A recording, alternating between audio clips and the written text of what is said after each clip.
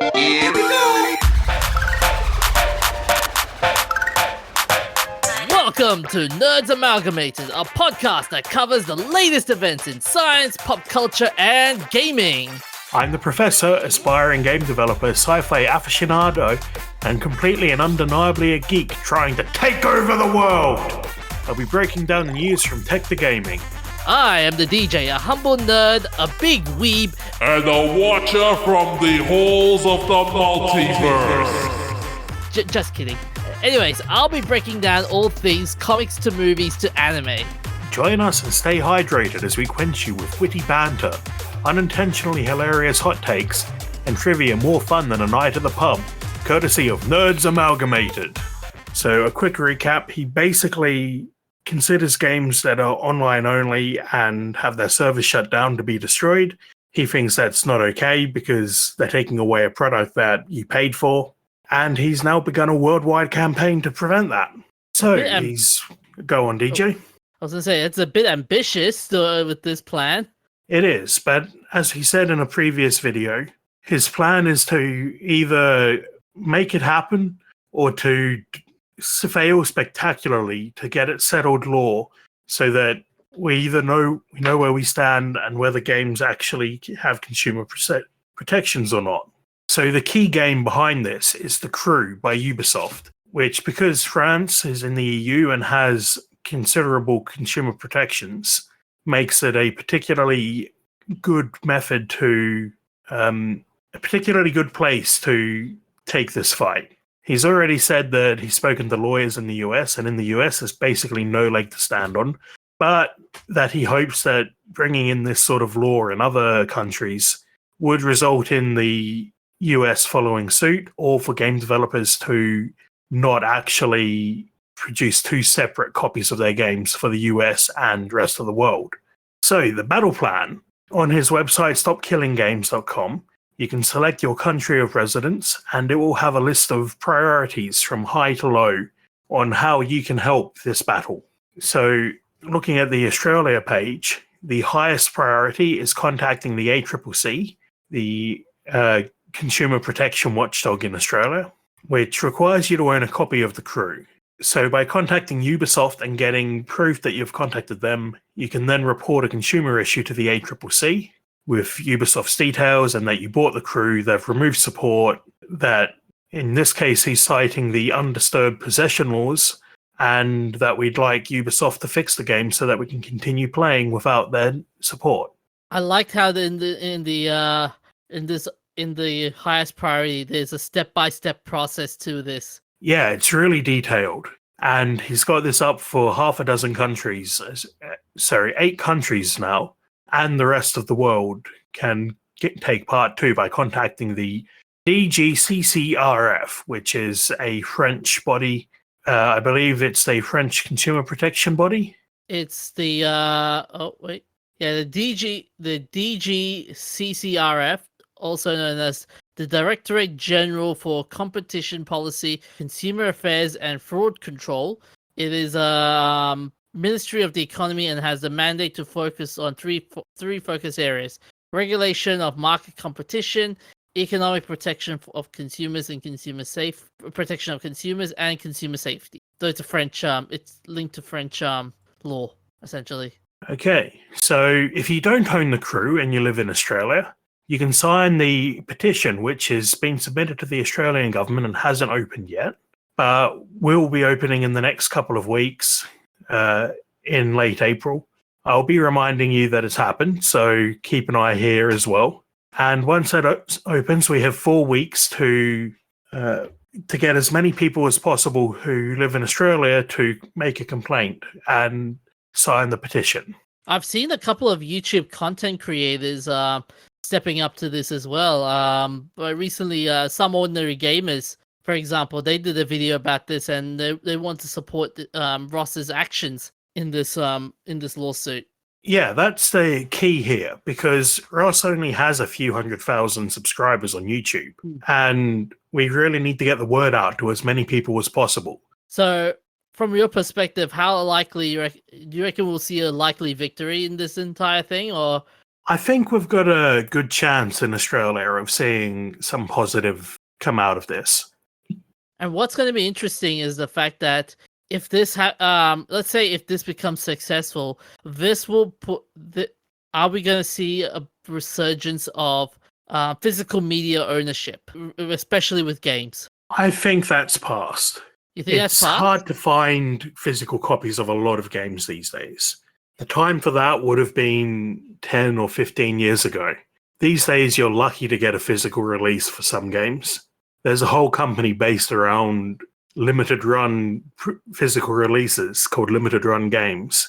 And their whole thing is that they create boxes and cartridges and discs for games that are only available online. But by far, the vast majority of games are only available online these days. And even if you do get a disc, you're also relying on servers anyway, because a lot of games are released without day one patches. So when the game is released, they'll also release a massive patch that will fix all the bugs that were reported between the time the game was written to the disc and the time it was actually released. Have you seen this level of commitment done anywhere else in your lifetime? Or this is the first time? Yeah, I've absolutely seen other groups have even bigger protests, but this is the biggest thing I've ever seen for games as far as I can recall. What's going to be also interesting is that gaming right now is at I wouldn't say crossroads, but in a very interesting position. Like when you see new games going through, when you see gaming companies now just going through huge layoffs, for example, and then you've seen stuff like this going around with how we want to save the old games and games companies are just becoming too greedy. It's good. It's a very interesting position per se. It is. But that's also going to be another. Here's another question: if let's say physical media comes back, okay, does a huge comeback, as I said earlier, are we going to see jobs being saved in this process, or it's still job losses are still going to be a thing? No, I don't think it would save any jobs. Yeah, that kind of sucks. That kind of sucks. And yeah, I hope Ross does well with this lawsuit. And what I think will happen is if Ross gets the lawsuit through, can you imagine other YouTubers doing this level of work in terms of other areas of like gaming or movies, for example? I'd like to see it. I'd like more people to really care about what's going on and put in the effort, but Ross has basically said that the only reason he's doing this is because nobody else has. He's been waiting years and nothing's happened, so he's taken it into his own hands. Yeah, but the problem is with there's one criticism I have with Ross's initiative is the fact that it's basing on a game, The Crew. That's the only. I'm like, why? Why the crew of all games? It's not about The Crew. It's about France. Yeah, I understand. There were that. 12 million people who bought The Crew. Yeah. Or who played it. They did give it away for free for a little bit. But of 12 million people who played it, there are still a number who want to play it. The Ubisoft is based in France, which has strong consumer protection laws. So it's an easier fight than having to go against an American company. And it's just a big game to have been destroyed. Yeah. And in a way that means that there's no way for anyone to preserve it. Other games that get shut down often have a single-player component or will be cracked. But The Crew is in no way able to be cracked because it's server-based. So it is entirely extinct as of the 1st of April. Ah, damn. So, because I've seen a couple of videos, they also said that The Crew is also it can be also termed as a live service game. Would that be correct? Yeah. Yeah, live service games, they tend to have a limited lifespan, don't they? That's what this is about. The live service games have a limited lifespan, but they don't tell you how long that lifespan's going to be. It could be 6 months from the date of purchase. It could be a year. Could be 2 years. Could be 10 years. But when you buy the game, you're not buying this product that you know will be, well, you know it will be destroyed in X number of years. You don't know when. But they're still selling it as if you're going to get a full game that you get to keep forever. They're not saying this is a temporary purchase. They're saying this is a permanent purchase. But because it relies on the component that they can shut down, they can take it away from you. It's like if you bought a car and after going on a drive for some amount of time, somebody comes along from the dealership and takes the car off you. Yeah, that's not a pretty sight. That's not good. Not a repossession or anything. You've paid up, but they just take it off you without any recourse for you. Or any reason. That's the crazy part about this. Like they can do this willy nilly and don't give a reason for it. That's the crazy part. Yeah, usually the excuse is something about servers and server costs, but the goal behind this is to try to get the companies to release games in a way that they're not dependent on servers, or at the very least, when the server is shut down, release a copy of the server so that everyone can continue playing. How do you think this case will affect the future of live service gaming in the long run? I think it might turn the clock back a decade or so, back to when we could have our own private servers of games. In my ideal world, when this goes through, well, if it goes through, which I'm really hoping it does, we'd go back to the way things were 10 or 15 years ago. You can download a server executable and run your own server. Sure, you might end up with nobody ever playing with you, but you might start a community and host your own community servers where you have your own community built up, and that's an opportunity to create friendships and relationships that is a lot harder to do with live service games because the servers aren't persistent in that way. Yeah, but that's something that we've lost going from the way things were to live service games. Yeah, but the only game I could think of that does that is Minecraft, and that's okay. This may sound stupid, but would you class Minecraft as a live service game? No, but Microsoft wish it was. Yeah, but Minecraft has that whole idea of, okay, you can have private servers as well. Yeah, and you can also buy a server from Microsoft if you want. Well, rent a server. Okay. But if you want, you can go and download the server files and run your own server. There's nothing stopping you from doing that. And I'm sure Microsoft would love for it to be the other way around, where you have to rent a server from them.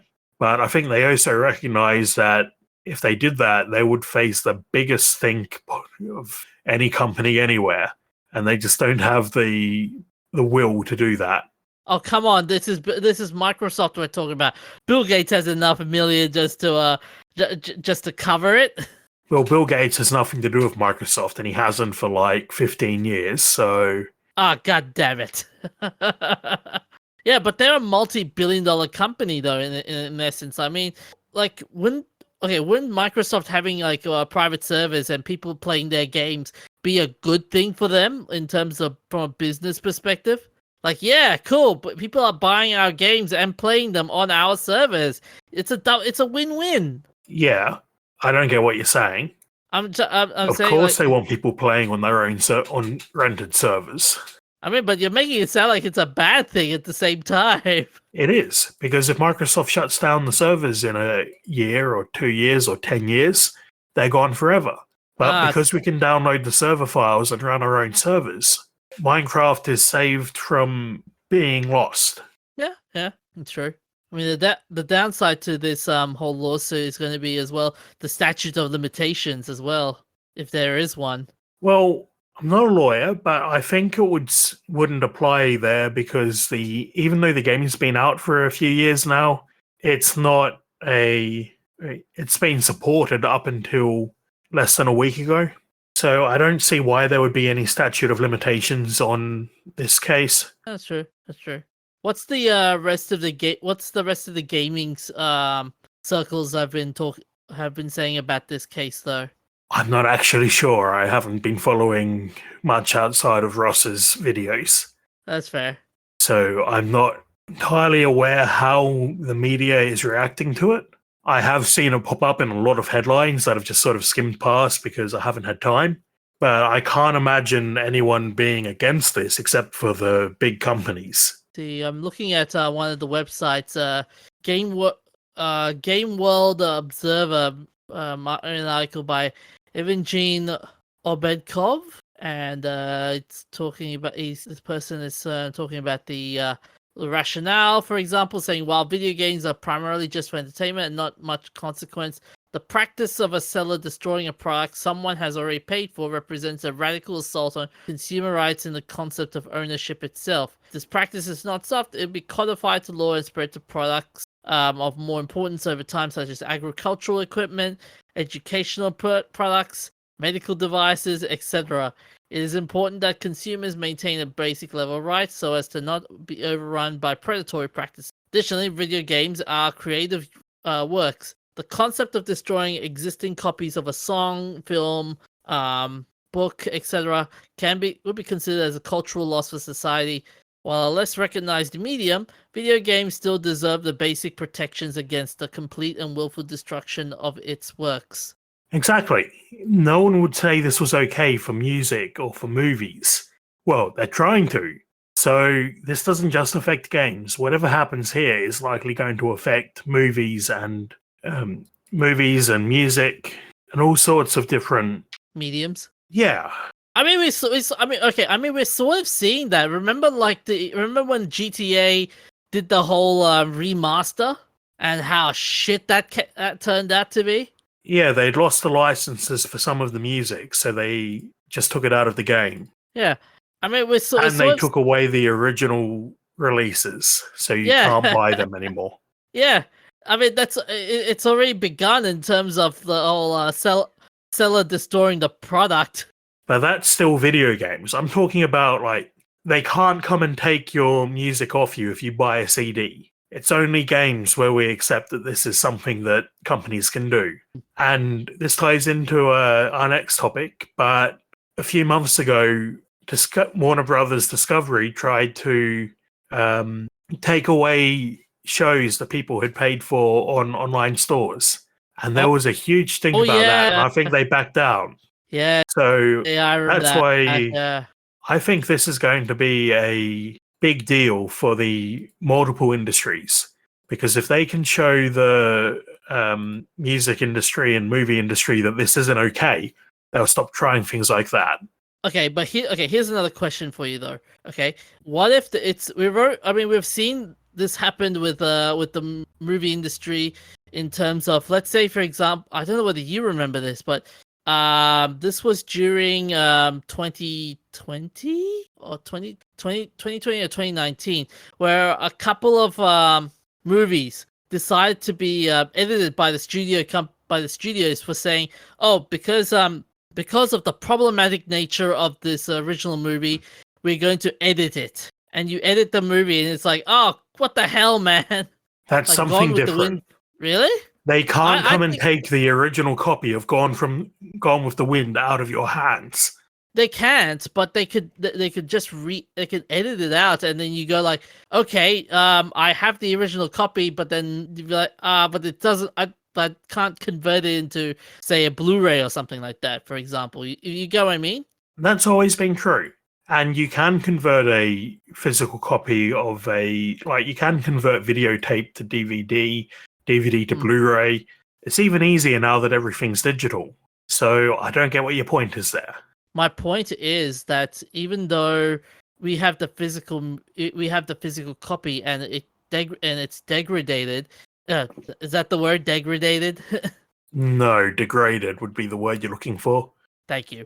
And it's degraded thanks to the passage of time. And if we want to play again, play the new version of play the same game but in a digital format, for example, and then, like, let's say next year they decide, if something tragic happens, that their game company that made the upgraded version of the game that you bought years ago said, okay, due to the problematic natures of what happened outside the real world, we're going to edit parts of this game that you love. Yeah, and they still can't come and take the original copy out of your hands. I guess so. But they can do that with games. Yeah. Like, can you imagine in the next Final Fantasy game, if they do Final Fantasy remake, the number 7 again, they totally censor out Aerith's death to someone else, for example. That would be nonsensical. Anyway, we should be moving it along to our next topic, which I tried to segue to, and then we kept talking. Funimation, the anime streaming site, has shut down. Ah, yes. On the April 2nd, 2024, it shut down. The studio, the dubbing studio, well, originally it was an anime distributor, then it turned to a dubbing studio, then it turned to a streaming service, has shut down its app, and all of its website has been redirected to CrunchyRoll, effectively ending its services once and for all. So they got bought out. But why Yep. is this a problem? It's a problem because because Funimation, the home of anime, a lot of its animes have lost a home. Essentially, it's well, when I say a lot, I mean 190 plus. And that includes anime that people have paid for, doesn't it? You Yeah, can pay yeah, for an yeah. anime on Funimation. Like, they only announced this a month ago, I think. Yeah, yep. So you could buy anime on Funimation in the last couple of months, and now you can't watch it on Crunchyroll, even though Crunchyroll bought Funimation. Yeah. They do claim that everything will be coming across eventually, but that hasn't happened yet. So we'll have to see if we can trust them. Someone has made a list of all the anime content that has not been moved to Crunchyroll, and I'll put the link up on the show notes here. But it's one hell of a Google Doc. So it's been categorized. Some live action shows are also involved in this as well. Some shows that are dubbed but don't have the sub license, and some they don't have the sub not on streaming, but it's just dub only. And there are some interesting ones, like for example, live action Rurouni Kenshin movies, dub and sub. That's not in there. Astro Boy, Aria the animation, Angel Link, sub only through DC. Angel Beats, which has a sub license. What else? I'm not sure. I'm not sure whether you know all these animes, Professor. No, I don't. Ah. You weeb. Yes, I know. I'm a weeb. Yes, I know. It's a life. It's a life. But yeah, it's sad to see Funimation go. I mean, they've been doing this for 30 years, and they were the home of bringing anime to the West. And they're really, really famous because they were the ones that brought the Dragon Ball franchise into the West. And here's an interesting thing. Wait a second. It's a statement was originally published this year on Funimation's website, which is now Crunchyroll. It says, as part of Crunchyroll's unification of fan services in March 2002, the Funimation app and website will be closed in April 2nd, 2024. Rest assured, this transition will not impact your access to the vast library of anime available on Crunchyroll. We remain committed to delivering the best anime streaming experience, and we'll continue to expand our offerings to cater to your diverse interests. How do you think this is? You've got a Funimation. You had a Funimation membership, didn't you? Once upon a time. I did for well, I still do. I've actually been meaning to cancel it for unrelated reasons, mostly because I never use it. Okay, how do you find the Funimation app in general, like from a user's perspective? I don't know. Like, I didn't use the app. You didn't use it? Ah, damn it. No, I used the website. Was it good? And it wasn't too bad. Yeah? But then I am a geek, so if you ask my mum to figure it out, it might have been harder. Ow. Yeah, because I have a couple of interesting questions to ask though, like how would this benefit Crunchyroll and be now that it's swallowed up Funimation? And I think I think this will make Crunchyroll the next big. It'll be the next It'd be the anime version of Netflix at this point. Yeah, that's the design, isn't it? Yeah, it's the design. I mean, the CrunchyRoll has a couple of its own productions. Although some were more ill-fated than others, like for like the infamous High Guardian Spice show, for example. Oh boy, that was a mess. But ever since Funimation has disappeared, a lot of people have kind of decided to go, oh, I miss Funimation now. Like, for example, someone wrote here, say, it cannot be overstated how perverse the Funimation brand was in North America for its last decade. No I'm matter where hoping you you watch... mean pervasive. Oh, yep, sorry. Pervasive. Those are two very different words there. Pervert. No matter where you watch the myriad licensed titles, every episode begins with the acknowledgement that you should be watching and slick visuals. That kind of thing sticks. What else? The end of an era with Funimation being officially sunset. We celebrate and look back at one of our earliest ads promoting the new, at the time, English dub of One Piece in 2007, highlighting several of the Straw Hats VAs. And someone even did a tweet on the various Funimation logo changes throughout the years, which I think is very nice. But the one question I do have to ask though, with this transition, I know you don't really watch anime and stuff, but streaming services doing this sort of mergers and whatnot, do you always worry about the quality of the product at the end?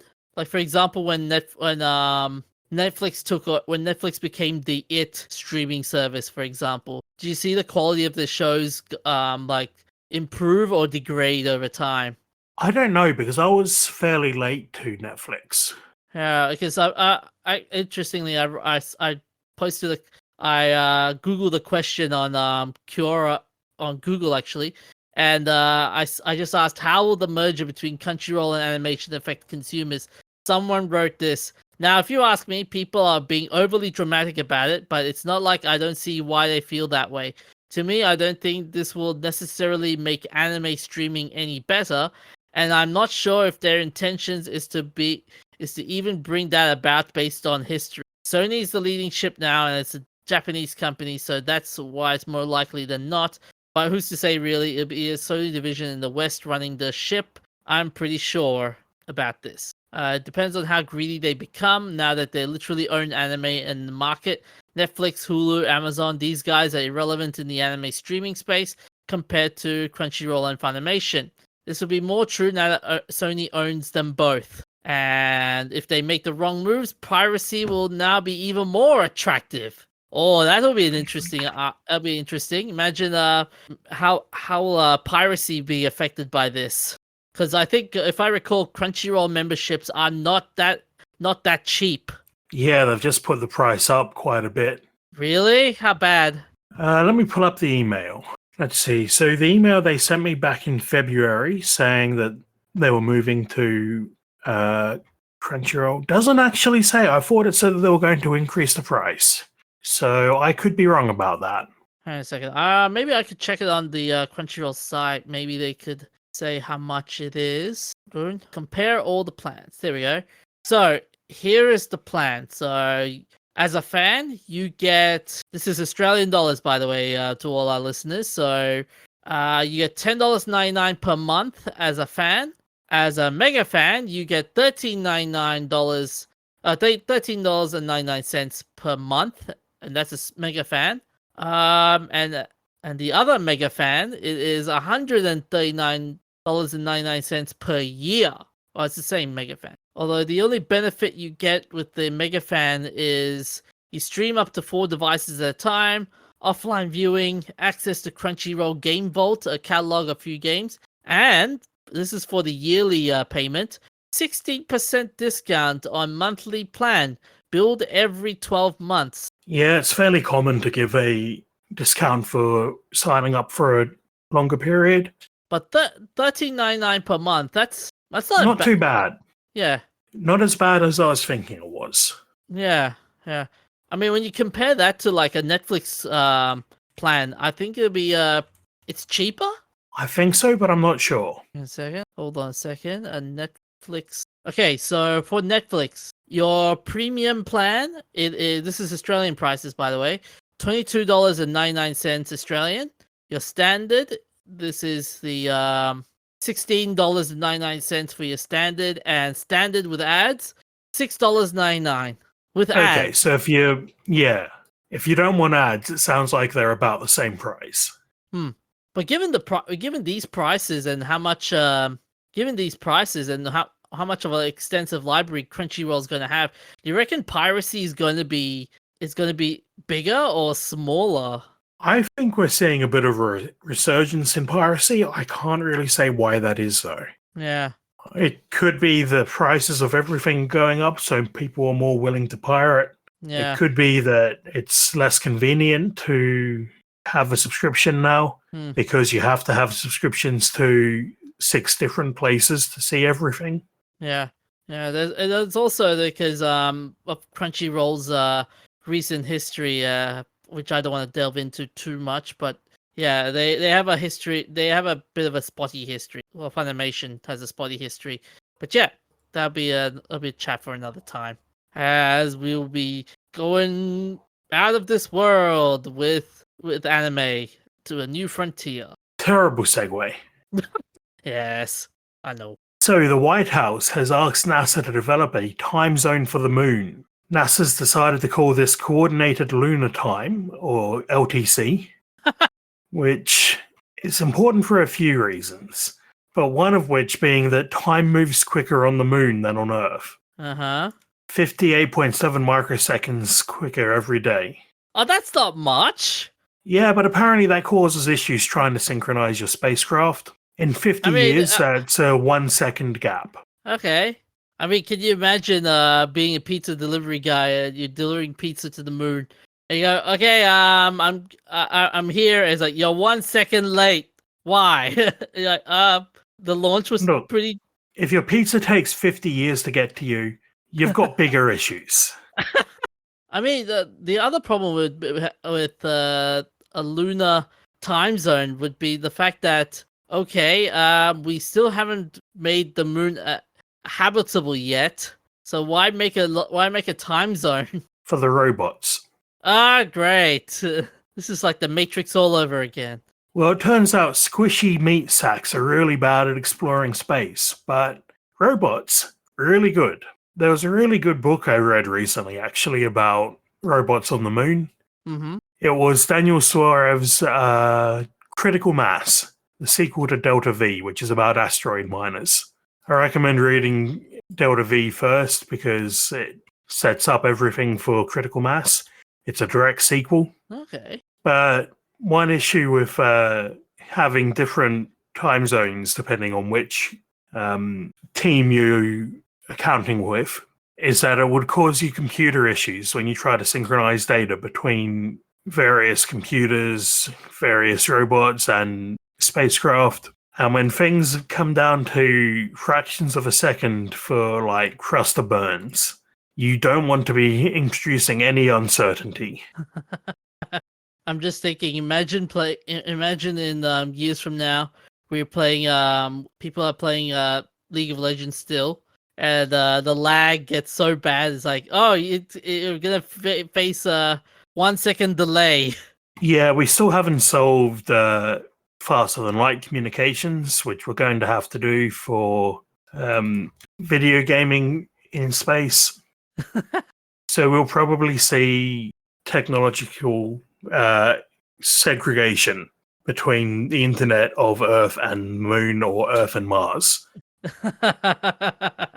This reminds me of an anime series. I don't know whether you're familiar with this. It's called Older Noah Zero, where it's basically humans in Mars have started to become very snooty of the humans on Earth. So the humans of Mars have decided, you know what? We're gonna destroy the hell out of you, Earthlings. Okay. Yeah. So yeah, but that's gonna be interesting. Imagine the other question is gonna be with this time zone would be how would the body react to time changes? I mean, it's tough enough for people to try and adapt to it through sleep. If you're going from, like, let's say from Australia to North America, for example. Oh, right. So traditionally, I think the ISS runs on Greenwich Mean Time or Universal Time Coordinated Time. So what you'll find is they run their clocks based on a particular time zone on Earth, even though the ISS crosses the Earth in, I think, 45 minutes to make an orbit. That sounds a bit quick, actually. Okay, so it only does 16 orbits per day, so 45 minutes is quite a bit quicker than the actual speed. But anyway, my point is that it goes around the Earth multiple times per day, so you're not going to adjust your time to wake up and go to bed and wake up and go to bed 16 times per day. That would be stupid. Ah, damn. I mean, if that's stupid in the ISS, imagine how many times you have to wake up and get to bed every time and on the moon. That'd be even worse. Because one orbit of the Earth for the moon is about 28 days, which is where we get the lunar month from. Yeah. So you synchronize your time with somewhere on the ground and then get up and when they get up, even if you're not anywhere near them. What's even going to be fun is, can you imagine the moon becomes the next Earth, as in a habitable place to live. Can you imagine you were born on the moon and they go, okay, what's the time of birth for this baby? Converting moon time to actual time will be a nightmare. Yeah. That's one of the things that this might help solve. Yeah. Because even though it's not synchronized with the moon's orbit, so it's a single time zone for the entire body, it would help you give a more precise time that the child was born. So, yeah, that would be an interesting question, though. How would people live on the moon where a day is 28 Earth days? Can you imagine school on the moon? Goodbye 8:30 till 3:00 time, schools. It's going to be day one. Yeah, I feel like people living on the moon would use a 24-hour clock or something close to it. I guess. Just like on the ISS, they'd pick a location on Earth to match to and then count from there. That's true. I'm just reading some of the bits here. They said Artemis 3 will be the first mission to return to the moon's surface since Apollo 17 in 1972. It is set to land at the lunar South Pole, which is thought to hold vast stores of water ice in craters that's never seen sunlight. And I am so hyped for it. Locating and directing this mission requires extreme precision down to the nanosecond.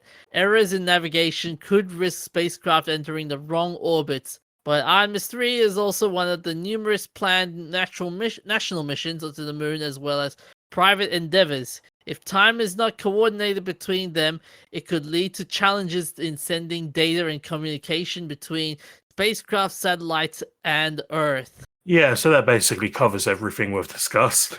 Yeah, pretty much. Well, for our shout-outs this week, we have the 15th anniversary of Fast and Furious, the most confusing movie franchise name ever.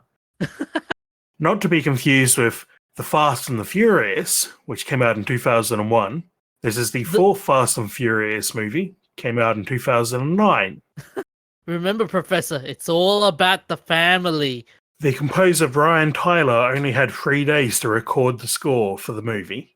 And on the 4th of April, we also have the anniversary of the first temporary artificial heart from 1969, when Domenico Leota and Denton A. Cooley transplanted a dying man's heart with a mechanical heart at the Texas Heart Institute in Houston. After 64 hours, the man's heart was replaced again with a donor heart. Unfortunately, he died 32 hours after the transplant from an acute pulmonary infection. And you can see the prototype of the artificial heart used in the operation. in the Smithsonian Institute's Museum of American History. I gotta say that heart looks really cool as a It prototype. does. Yes, there will be pictures of that in the show notes. And also on the 4th of April, we passed the 10th anniversary of Captain America, the Winter Soldier, which the DJ insisted we include because he's not just a weeb, but a Marvel fanboy. I'm not that big of a Marvel fanboy. Liar. Okay, I will say this: Marvel movies now there's absolute trash, but then they were good. Back then They've they were always fun. been trash. Yeah, that's subjective. I'll put it that way. And the DJ has chosen a messed up moment in nerdom for us. So you've seen 2001: A Space Odyssey? I have, and it is an excellent movie. What was the most disturbing part of that movie for? Well, it's full of a lot of death, so it's a hard pick between astronauts being launched off into space without a tether, people in their cryopods being killed, or HAL being shut down. So that's the messed up moments in Nerddom number 9. Hal's demise, when Hal goes, "I'm sorry, Dave. I'm afraid I can't do that." No, he That doesn't. line. He says that in response to open the pod bay doors. When he's being shut down, he sings Daisy Daisy. But that line itself, though, that was the most disturbing thing that you could actually imagine at that time. And this is a movie. This is the movie that features murderous apes, imposing alien monolith, and a giant space fetus. But for those who are curious, what this line is from, this is from 2001: Space Odyssey. The computer has gone rogue, which is HAL 9000, and it sets crew member Frank Poole adrift in the pod and refusing crew member Dr. David Bowman entry upon bringing his colleague's corpse back to the ship. To make matters worse, HAL had just turned off the hibernation system, preserving the lives of the rest of the crew. Fortunately, the last remaining astronaut is able to remotely open the airlock, through which he enters the ship and begins to disconnect the computer. "I'm afraid, Dave," a dying Hal says, it's not real violence, but considering that Hal is the most human-like character in the film, it's awfully close. And that scared the hell out of people. Yeah, they basically slowly lobotomize him. Ah. Until at the end he's returned to a childlike state before they give him the killing blow. Oh, damn. Have you seen the sequel to this movie, though? I never have. I've been trying to track it down for years and I've never gotten around to finding a copy. For those who are curious, it's the sequel to 2001: Space Odyssey is called 2010, the year we make contact. Which, interestingly enough, they brought back HAL. Spoiler alert. It's another computer that happens to be the same model as HAL. Really? I thought it was just I've read basically. the book.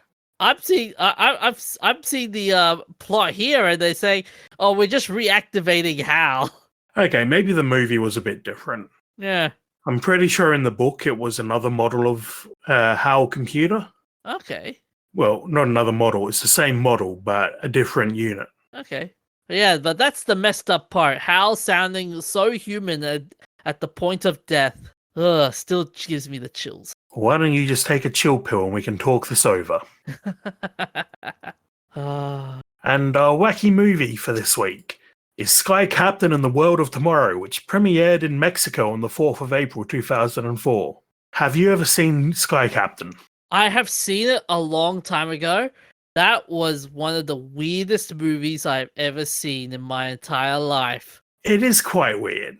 It's diesel punk, and it's about a pilot, like a World War II pilot, flying around, landing on flying aircraft carriers, and hunting down a mad scientist who has created a rocket full of dinosaurs. It's also one of the first movies to be almost entirely CGI with live action laid over the top. So it was heavily inspired by films and comic books from the 30s and 40s. Curiously, though, with the Sky Captain movie, the whole aesthetic of it, like being all black and white, did it kind of throw you off in a bit? Yeah, it is quite washed out, isn't it?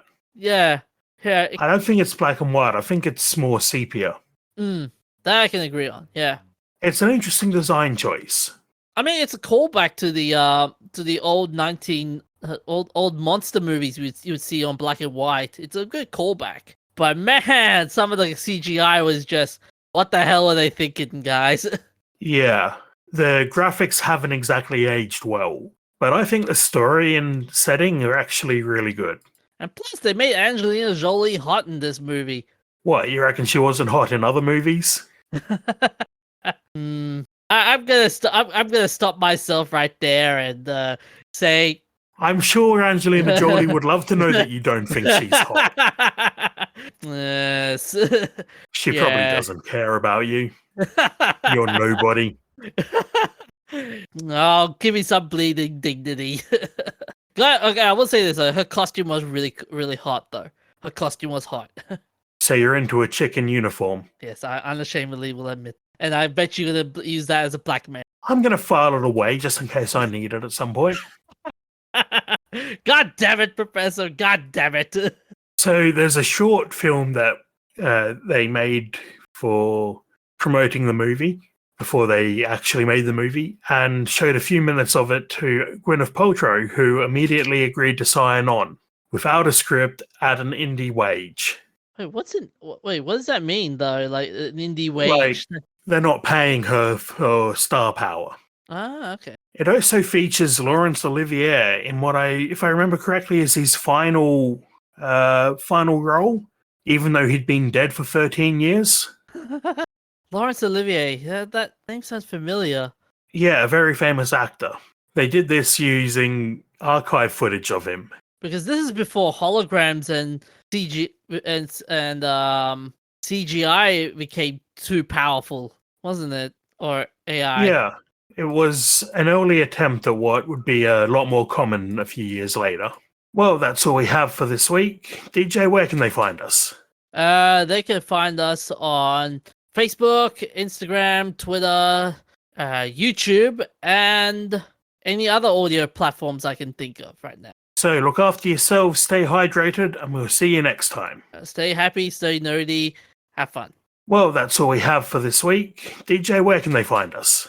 They can find us on Facebook, Instagram, Twitter, YouTube, and any other audio platforms I can think of. So look after yourselves, stay hydrated, and we'll see you next time. Stay happy, stay nerdy, have fun.